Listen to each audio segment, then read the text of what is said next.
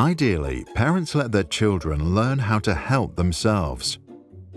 Parents who neglect their children or those who are overly involved achieve the opposite. Their children often learn helplessness and hence believe that they can neither control their life nor change their environment. Learned helplessness was first discovered by two researchers who conditioned dogs to endure electric shocks. Martin Seligman and Stephen F. Meyer conducted their experiment with 3 groups of dogs. Dogs from the first group were caged and made to wait for a period of time before being released. These dogs were what's known as the control group.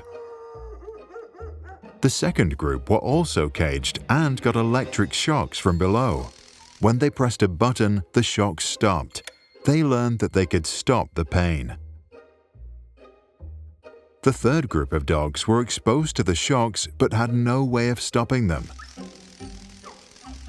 After the conditioning, all 3 groups were put into a box that gave shocks on one side but not the other. The first and second group of dogs quickly learned to avoid being shocked by jumping over the wall that separated the 2 sides of the box. The third group of dogs made no attempt to avoid the shocks. They had developed a cognitive expectation that they could not avoid the pain. Seligman and Meyer attributed this to learned helplessness. Children can also be affected, as this oversimplified story attests. This is the story of Joe.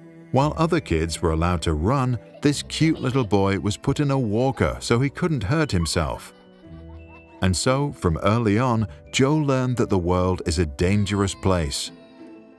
On the rare occasions that his father was home, he told Joe to toughen up and become a strong boy. But without a role model, Joe lacked the motivation to live up to his dad's expectations.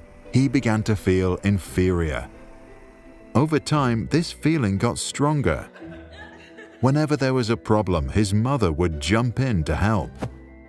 Joe began to internalize the belief that he couldn't help himself when confronted with challenges. Whenever he had to make a major decision, he'd ask his mum for advice.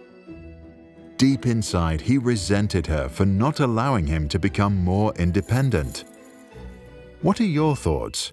How can we help those that fail to see the path out of their toxic life? How can we help them to help themselves? Share your thoughts and your own experiences with learned helplessness in the comments below.